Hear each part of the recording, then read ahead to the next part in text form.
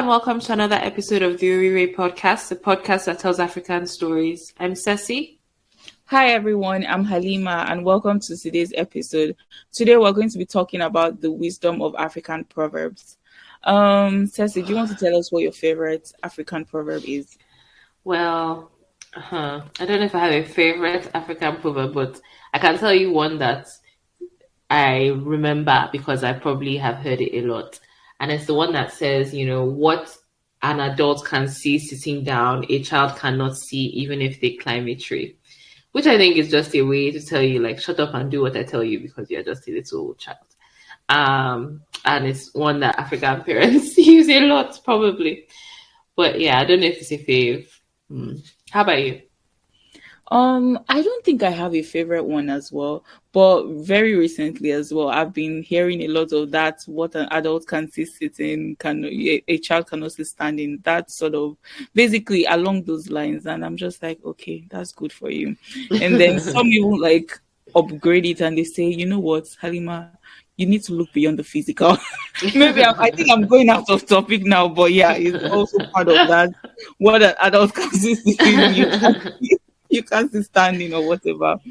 But anyway, oh my god, speaking of, actually, I feel like this episode will be there'll be a lot of digression or diversion or whatever, because I don't know if I've ever tested you guys about the time that I had this roommate that tried to poison me. Have I tested you guys about it before? I feel like the podcast should know this story. I think so. I think we've heard it before. And I'm just remembering that there was a whole subplot in my family, in my household, that people thought maybe she was trying to initiate me into witchcraft. Because otherwise, she was trying to poison me and these other roommates with bodily fluids. Her own bodily fluids. Not even poison or anything. Yeah, that story is crazy. No, I was thinking she wanted to give us hepatitis. But even the way she wanted to give us the hepatitis did not make sense. If she wants to give us some kind of disease, I don't think that's the way the disease is transmitted. I don't know. It seemed very illogical. So the only explanation that my mom could think of that maybe she wants to initiate you into witchcraft. And it was a whole thing. I was like, what do you mean? It was one of those hey, you don't know, there are things happening beyond the physical that you cannot see. And I was like, maybe even at that point, honestly, I was in such a state of paranoia that everything was freaking me out. The next day after I found out, I was walking in the streets of Liverpool and I saw a bird, and the bird flew off a roof and landed in front of me, and I said, hey! Oh my god.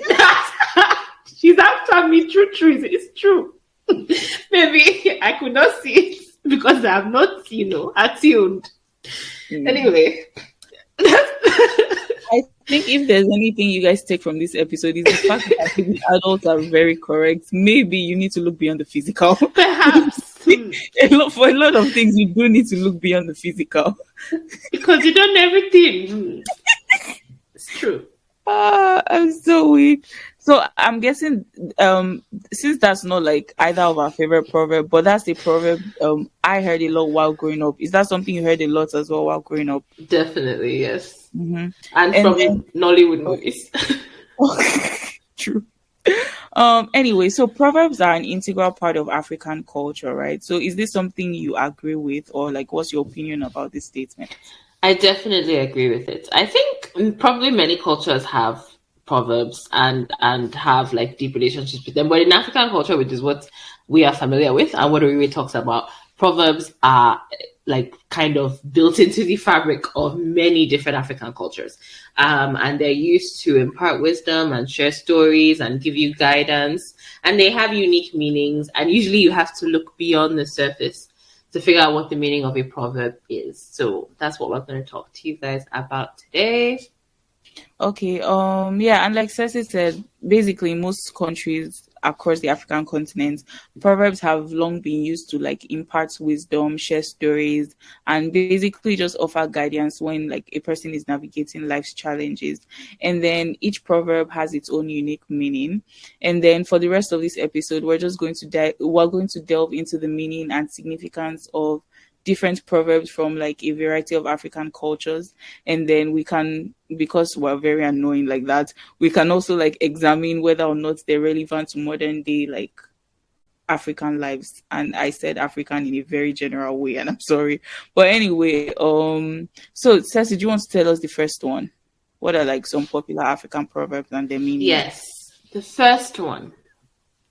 If you want to go fast, go alone. If you want to go far, go together. I think that's really beautiful. I think that is a very, beautiful turn of phrase. And it originates, I believe, from Burkina Faso. It kind of reminds me, first of all, before I delve into the meaning, of the concept of Ubuntu, right? Which is the like, I am what I am because of who we are, kind of. I am because we are. So it's basically saying, that teamwork, collaboration, and working with people around you is better than being alone. So it's emphasizing the importance of community. And, individually you can produce results, but when you really want to achieve long-term success, it's better to work together. That's really cool. And then the next one we have on here is, when the music changes, so does the dance. And it's a Nigerian proverb. And basically, this proverb acknowledges the fluid nature of life and the need to adapt to changing circumstances. It basically just suggests that the rhythm of a song can shift, so too can our circumstances. And we must be flexible and willing to adjust our behavior accordingly.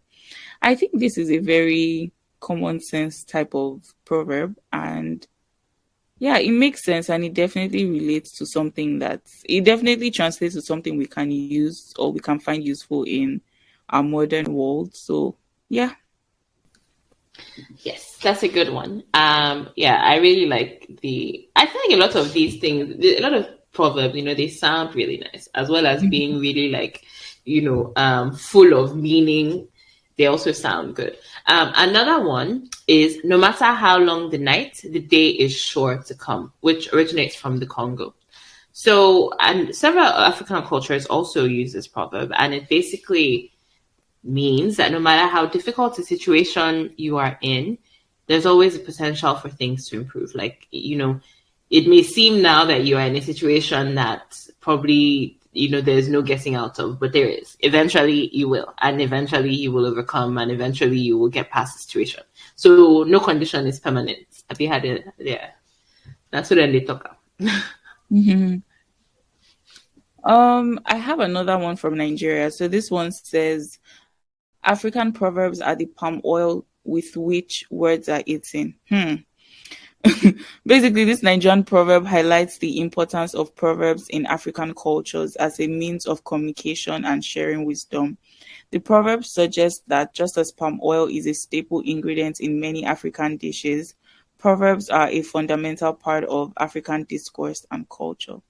And that is true. Like, and I don't know, Ceci, do you notice this thing? Like, people, well, especially like older Nigerians, right?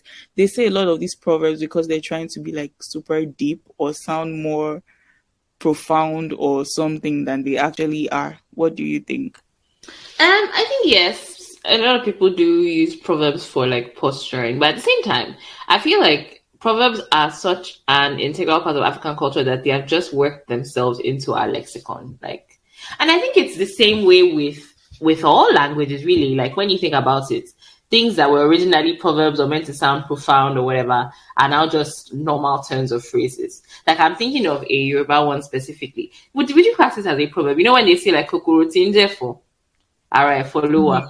That's true. But it's just something that people say. I mean, it has a very deep meaning if you really want to think about it. So basically, translated, that means that, okay, so literally translated, it means the weevil or whatever that's eating the vegetable is on the vegetable. Like, it's on the leaf. But when you try to interpret the meaning, it just means basically that usually whoever is behind your problems is near you, or is on you, or is you, or something like that. And it's something that people say often, I think, at least from my experience in the Yoruba language. And there are many other, it's a proverb. And there are many other proverbs like that as well. Yeah. Yes. So, a Ugandan proverb: the child who is not embraced by the village will burn it down to feel its warmth. I feel like this is a very popular proverb worldwide. I feel like I've heard it in anime and in K dramas and like a lot of different things. And I think it is very, very, very deep and resonant because basically it says if you don't, if you don't embrace people from your community or whatever, then they don't feel that sense of community. So they will not feel any guilt if it comes to, betraying you or giving you away. So it emphasizes the importance of people to feel like they belong. Because if not, they can lash out, to seek attention, to get connection, or just because they feel like they have been scorned. So why not scorn back? I think it's very important. And it's something that should kind of, I don't want to, okay, so this is one of my dilemmas with people. I feel like sometimes people behave well or they are nice people because they are afraid of the consequences of not being nice people, right? But I believe that people should be nice people, not because they're thinking of the consequences of not being nice, but just because that is the right thing to do. But at the same time, a lot of these things are guided by people's fears. So like if people are nice, for example, to people who are more marginalized in the community or people who are, not in as much of a position of prosperity or people who are younger, maybe don't have as much power, they might be nice to them because they feel like, okay, if Yawa should gas now, if things hit the fan, these people can betray me, they can turn me out, they can like attack me or anything. So it's better for me to be nice to them so they don't ever attack me. Which, I mean, as a response to this proverb, those people probably will if you weren't nice to them. But if you were nice to them anyway, you would just... Anyway, I'm digressing, as usual. Shall we move to the next one? Yeah, sure. So the next one we have is if you think you're too small to make a difference, you haven't spent the night with a mosquito. And it's a Kenyan proverb. I think this is a very relatable proverb for most African countries. But anyway, this Kenyan proverb highlights the power of small actions and suggests that even the smallest efforts can have a significant impact. Yeah. I think this is a reasonable enough proverb. It definitely makes a lot of sense. And just because let's translate this to something we can understand a little more. So it's just like with habits, right? So like even if you make tiny changes, they have like incremental effects like later on. So basically like really small actions or really small things make a difference eventually, even if it doesn't happen at the moment.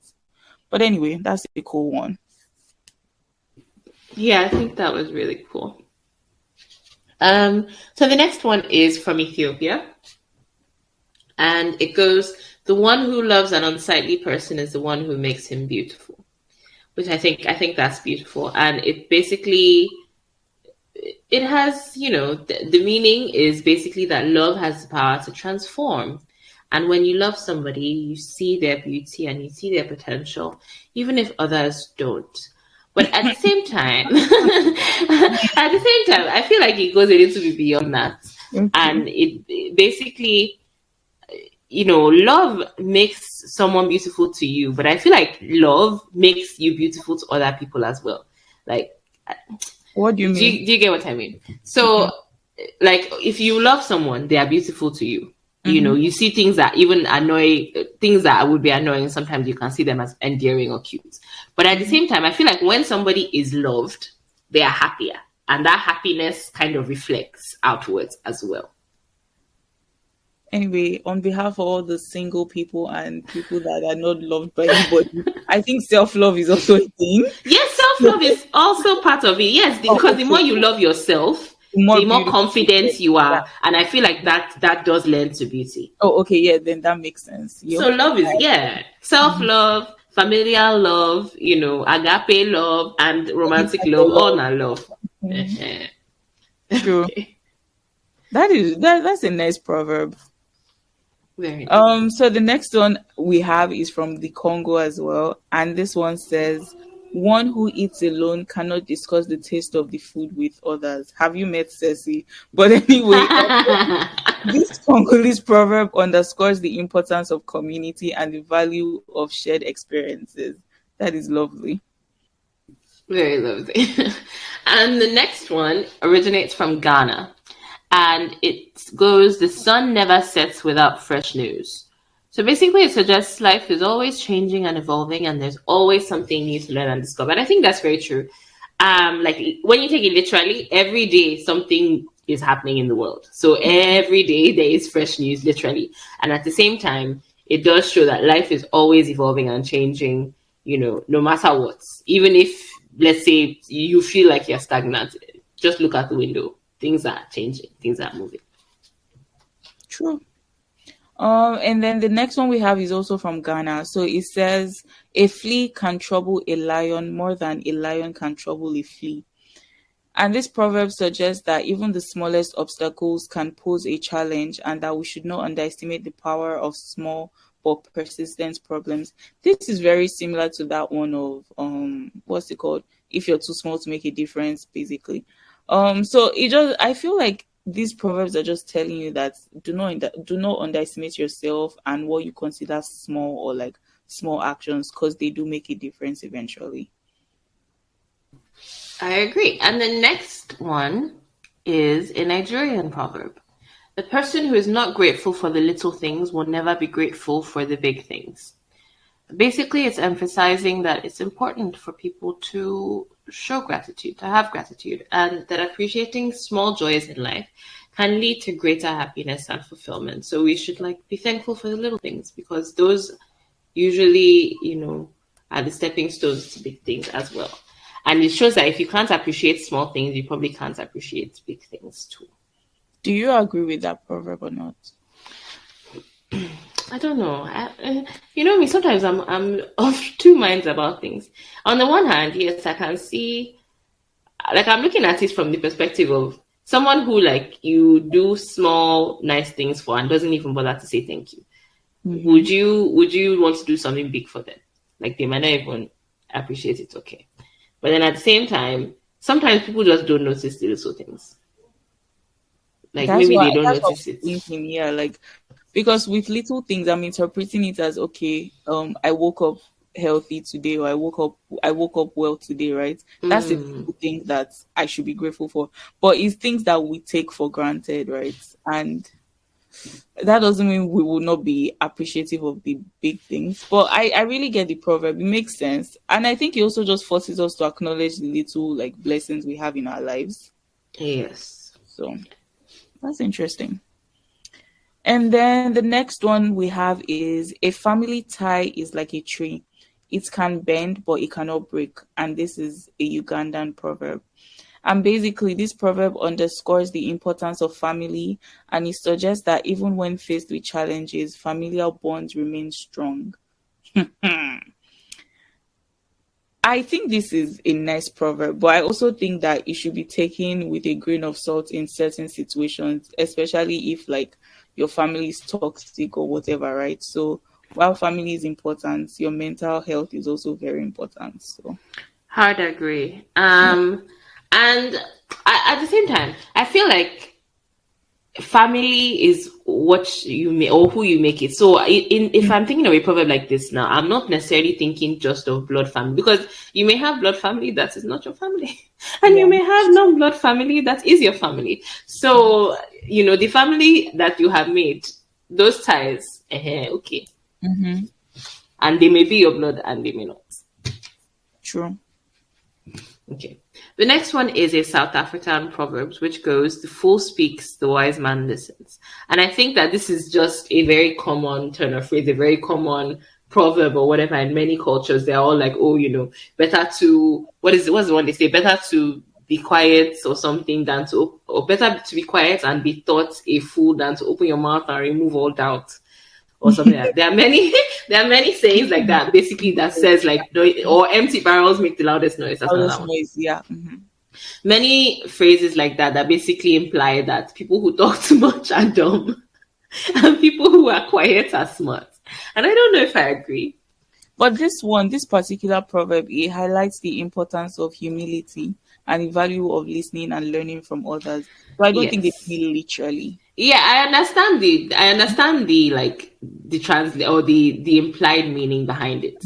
But at the same time, I feel like when people hear proverbs, they just take the surface a lot of the time.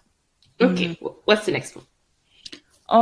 The next one says, no matter how long a log stays in the water, it doesn't become a crocodile. And this is from Zimbabwe.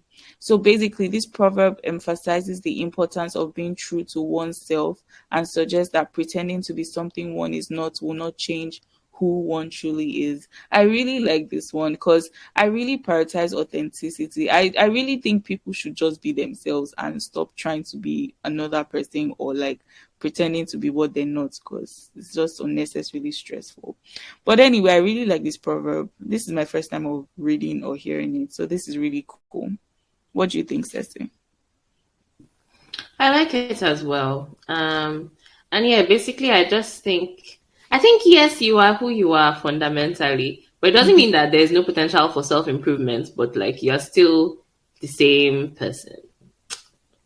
I mean, doesn't mean that you should stay a horrible person. If you're a horrible person, go and be a nice person. But in this Be context, better. the log cannot become a crocodile.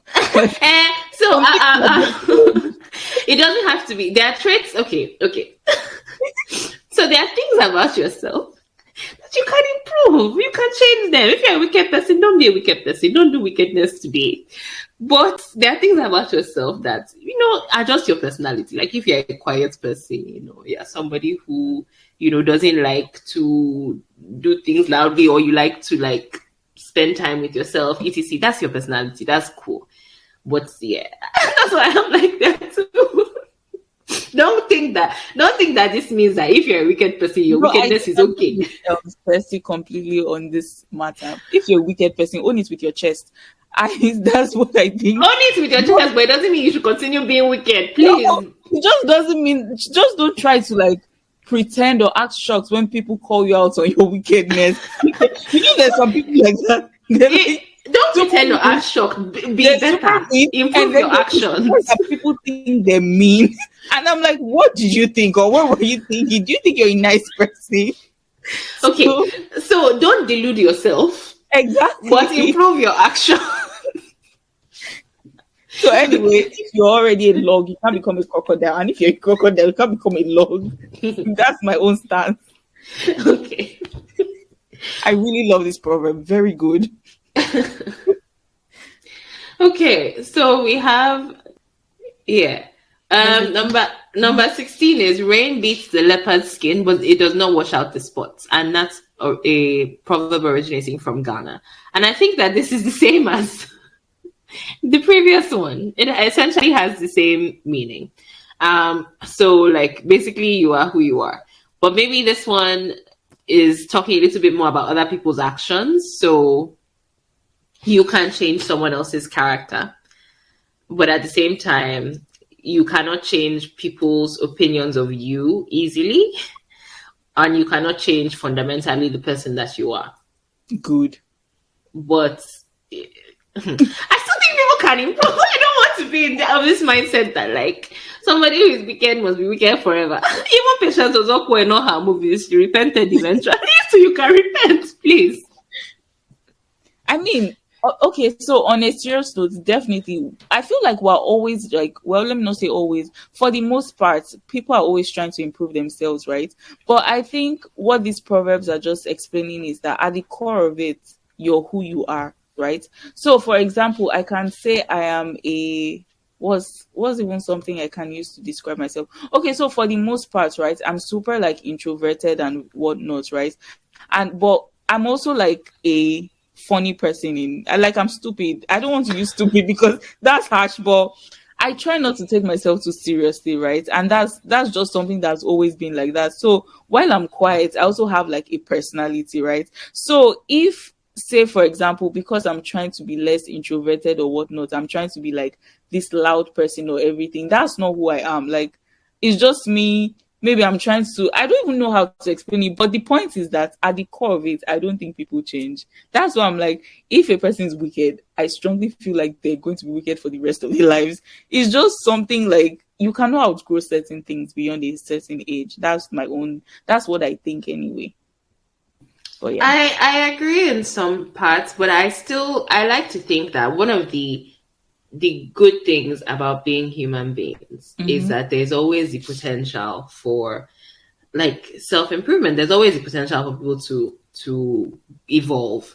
So I think like fundamentally many parts of you will remain the same, but at the same time I think, for example, if you are a wicked person and you're predisposed to wickedness, then you just have to make more of an effort to like think better and to act better. But it doesn't mean that you have to like let your thoughts dictate your actions, something like that. Sure. So I think in dedicating your time and your efforts to like overcoming your baser desires, maybe you eventually become a better person. But it doesn't mean that was not the person that you were. Anyway, we agree to disagree on this. Yeah, it's just like when you have bad habits. Like if you're somebody who has bad habits, maybe you are predisposed to sloth, for example. You don't like to exercise, you want to stay in bed all day, whatever. But you force yourself to start doing that. And eventually you become the kind of person who exercises all the time. And wakes up at 6 a.m. Yeah, I get you. That one makes sense. I feel like that's a different example. I think these proverbs are talking about like who a person is, like fundamentally deep down, how they were raised and stuff.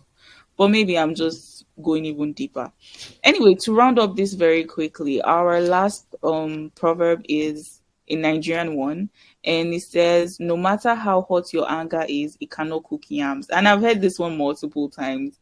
And basically it just means that while anger can prompt a positive action that may resolve an issue, the act of getting angry itself does nothing, and it resolves nothing as well. So yeah. Yeah, I think it's pretty self-evident. So yeah, just getting angry doesn't solve problems. You have to add some action, some positive action to your anger for you to actually change anything or overcome anything. It doesn't really do anything if you're just angry. Basically, any emotion. I'm very sure that there's some anger in that will cook yam. I think the anger with the action now. So like if let's say something has angry you and you decide to throw hands, something has angry you. And you decide to throw hands. Is it throwing hands? But this is something I can do. Shall I imagine like, I mean, I hate yams. That's number one. I feel like I've said this on this podcast multiple times. But say one time I'm like super mad and angry at something, I'll just go and boil yam to show that I'm very... But it's the boiling yam that boiled the yam. It's still not the anger. No, it's my anger. Technically, it's my anger that boiled the yam. Because I don't even like yam.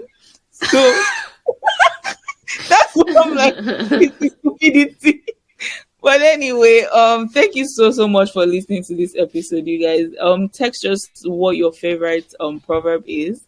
And yeah, that is it, right? Thanks everyone. Thank you. Bye. Bye.